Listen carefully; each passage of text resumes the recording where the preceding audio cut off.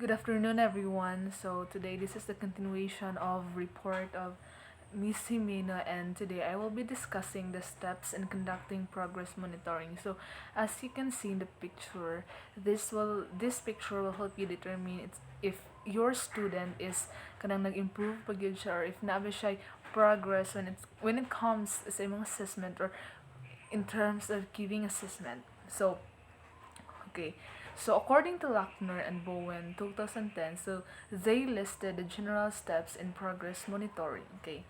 So number one is determine the level of implementation, whether individual, small or large groups, classroom, grade, or school level. So you have to determine what kind of assessment you are going to implement, or what kind of assessment you are going to give, because in order para if makabalo na ka kung unsang assessment ang imong ihatag, or imong i-implement, then mas madali sa imo, or mas easy sa imo ma-access ang ilaang progress. So number two is to decide on what measure to undertake. So it is to create or select appropriate short test or probes like 1 to 3 minutes.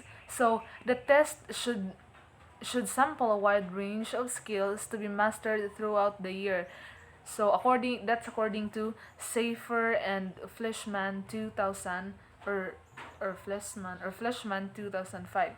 So number three is to collect screening or baseline data. So administer administer and score the test or probe. So to ensure validity, frequent testing or probing should be done. So in order for you nga, or in order for as a future educator, di ba, we have to gather or to collect evidences or data, para we can know, or we can know that the result of the assessment is a valid and reliable.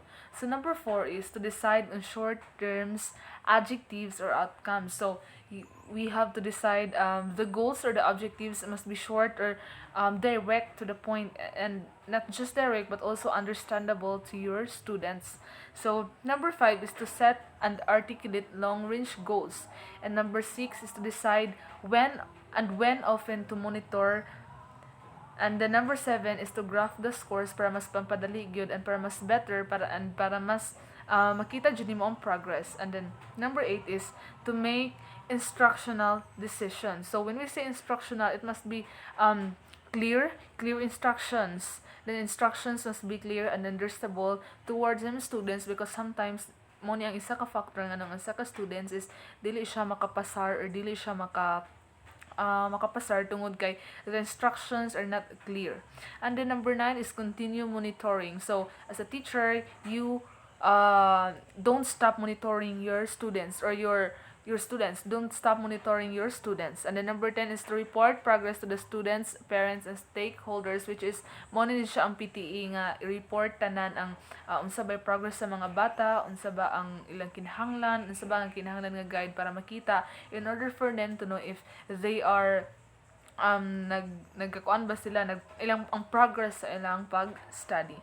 Okay, so Progress monitoring is said to be valid and reliable predictor of subsequent assessment performance. So that's according to Dino 2003. So it was also reported that progress monitoring improves student motivation. So when you are monitoring the progress of the students, then the if you are monitoring the progress of students, then it will improve their performance and their motivations also. But there is also a downside as to the amount of time that it requires. So that's according to Van Nest and Source and Smith and Williams 2012. So nonetheless, teachers can involve students in monitoring their own progress. So as a teacher, it is our duty to monitor the progress of our students. So next, we are now down to the Philippine Basic Education Rating System. So this is the grade components for grade 1 to 10 and senior high school. So effective atong last school year, which is 2015 and 2016, and it is shown in the table 1.1, which is the new percentage distribution of grade components. So as you can see, diri natin mga learning areas tracks, which is the grade 1 to 10. These are the subjects, right, of the grade 1 to 10, so which are the languages, the AP or the Araling Panlipunan, ASP, Science, Math, MAPI, EPP, and TLE. So the written works or the percentage of the written works are 30%, 40%, and 20%. While the performance task, it's only 50%. It is much bigger than the written work. So it is 50%, 40%, and 60%. So the quarterly assessment, or summative, it is only 20%. So these are in the senior high, mo ni siya ang strand, which are the academic track, so the core subjects. So all other subjects, work immersions, research, business enterprise, stimulation, exhibit performance. So the written work there is 25% and 35%. The performance task is 50%, 45, and 40%. So the quarterly assessment is 30 and 25%. So when it comes to technical, vocational, and livelihood, which is the TVL, sports, arts, and design track, and all other subjects, so work, immersion, research, exhibit, and performance, so 20%, that is the rate of the written work, or the percentage or the grade that is going to be taken in the written works. And then the performance task is 60%, and then the quarterly assessment is 20%. So the ways in the new grading system, or the NGS, which is NGS or the new grading system, range from 20% to 40% for written work, which is, I said earlier, 40%. So when scoring tests and other assessment, the raw scores are to totaled in each level of assessment, then the percentage scores are calculated. So the raw score times the percentage scores. So after that, the corresponding percentage weights are applied. So as a case in point, suppose a grade 2 students acquired total score of 64 in science out of 80 points. So, specifically on WW, so the written work, like for example, ang grade 2 students is nakakuha siya 64 over 80. So, which is the WW, so written works lang siya, so nakakuha siya 60. And then the percentage score is 80, so that is the percentage score. So this was calculated by dividing the total row scores, dividing mo ang row score by the highest possible score. So multiplied by 100% to get the weighted score, or the WS. WS is the weighted score. We take 40% of the PS, and then which is equal to 32. So the same procedure is applied to other components. Okay, so now let us proceed. So now we are now to transmutation table appendix B, debit order number 8S 2015. So 2015. Okay, so after the weight scores for all the three components are obtained and the initial grade is calculated, this is simply the sum of the weight scores of the WW, the PT, and the QA. So finally, the initial grade is transmuted using a standard transmutation table referred to, which is the table 11.2. So after makuha na ang row score, tapos i-times dito sa percentage, then this is it. Mao na ni siya ang mahimo ang result. Like for example, taman 100, so 100, so mao na ni siya iyang kuha. Like for example, so mao na ni siya ang na transmute na siya, which is kato mo to nga gitimes sa gikuha na to ilang row score, then gitimes into sa percentage. So mao ni siya ang nahimong result. So just like ingani, so the initial grade is 100, so 98, 99, the transmuted grade is 99. So wait, and then so example dire, so di ba 100 ang initial grade, so ang kuha na niya like for example 84, so the transmuted grade is 90 kay di ba raw score tapos i-times na to sa percentage ng supposedly dapat i-take sa student. So di ba taman 100 like for example ang items is taman 100, so iyang kuha is na nakakuha dag 79, so ang transmuted grade ana is 87.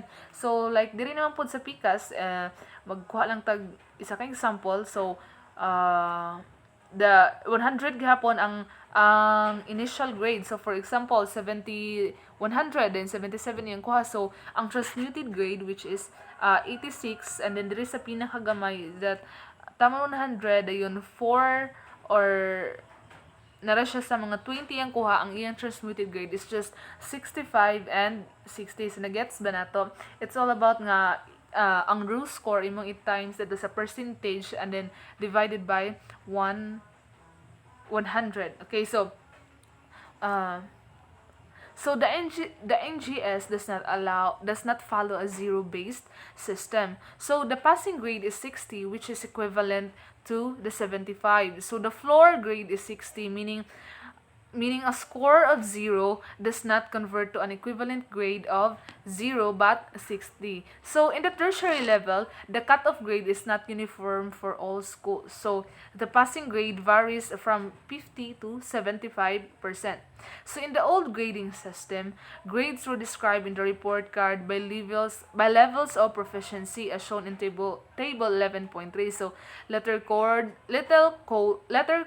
appeared in the report cards and not numerical equivalents. So for example, a student who obtained a grade of 81% in science in the first quarter means his or her performance was approaching proficiency. So if nakakuha siya ang percentage which is 81 is nag-approach siya sa proficiency which is dili kayo best pero sakto lang nga makapasar siya. So there is associated descriptors printed on the report card, but so an exception is intended through yes. So now let us go to the table 11.3 or the levels of proficiency. So diri nito akong giingon nga sa in the old grading systems that mo ni ang ilang gigamit which is up until now naman din. So like for example sa una is that 90 and above ang ilang gigamit is advanced which is ang A mo na siyang advanced. So 85 to 89 is proficient which is P,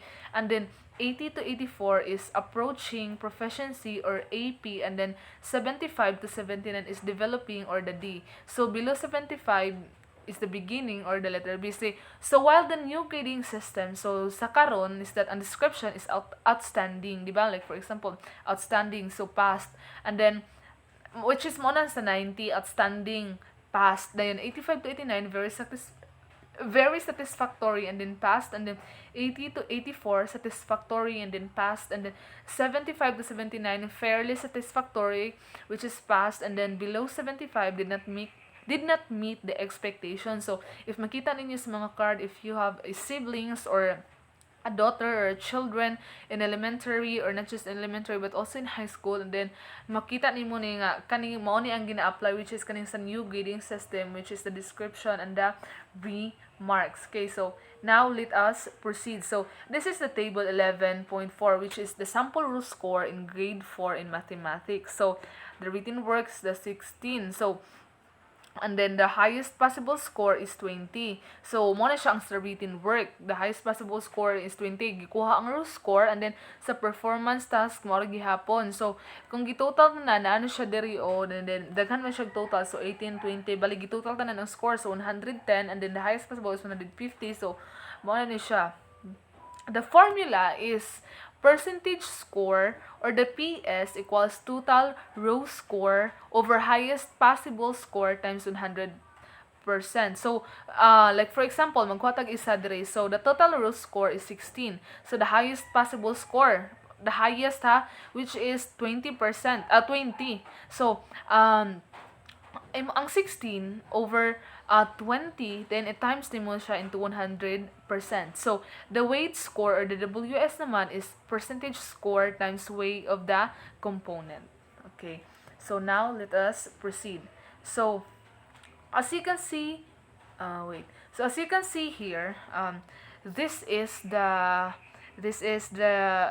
a sample report card for grade 1 to 10, or the appendix, grade 1 to 10. So the percentage for the WW or the PP, I mean, so as you can see, this is the report card nga atong makita, or makita sa card sa, like sa inyong mga manghod, sa inyong mga anak. So mo ni ang ginagamit nga card, right? Gikan siya from elementary to senior high school. So as you can see, there are subjects here, like makita ni mo diri. So report on learning progress and achievement. So diri na to makita ang grade from first quarter, second quarter, third quarter, and fourth quarter. So of course, their subjects are Filipino, English, Mathematics, Science, Araling Panlipunan, ESP or the Edukasyon sa Pagpapakatao, and then Edukasyon ng Pantahanan at Pangkabuhayan, MAPE, which is composed of Music, Arts, and PE, and Health. So, this is what I said earlier. So, di ba? Just like what I said, di ba? This is the new grading system, which is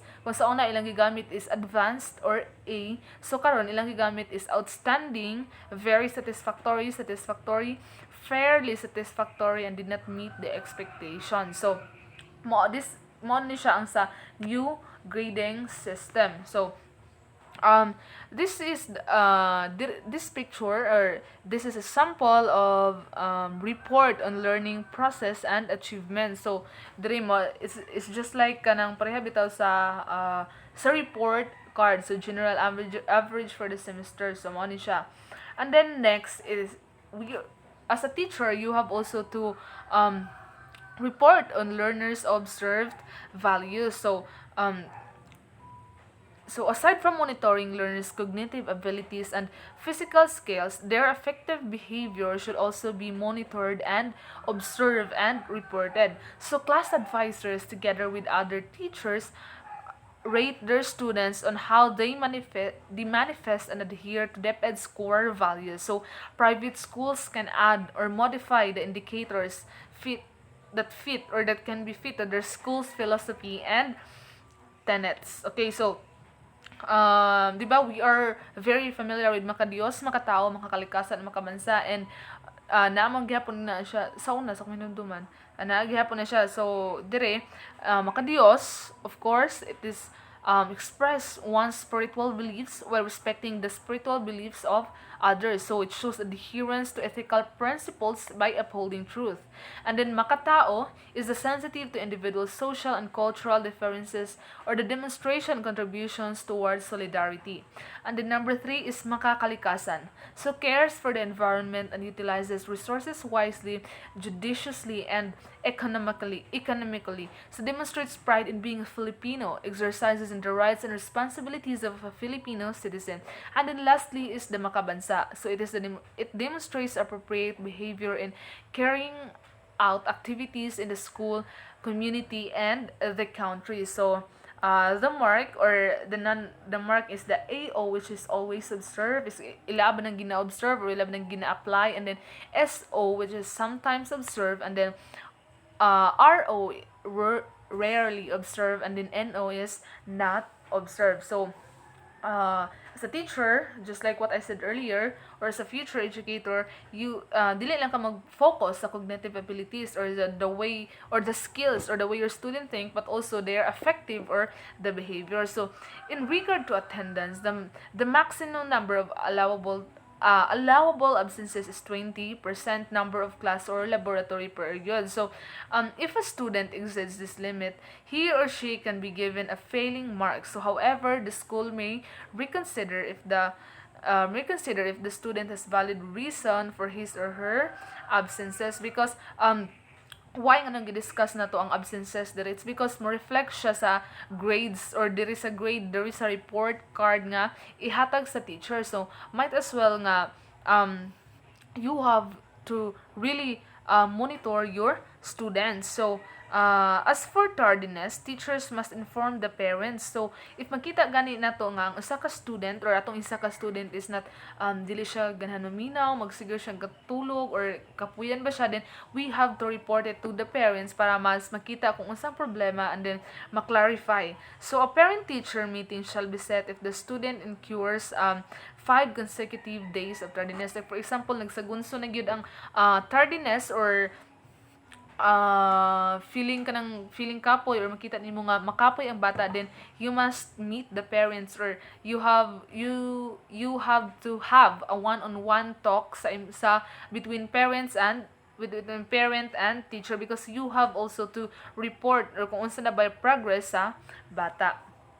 Okay, uh, so now this is the last of my slide, the last slide, and then yeah, that's all. I hope you learn, and thank you for listening.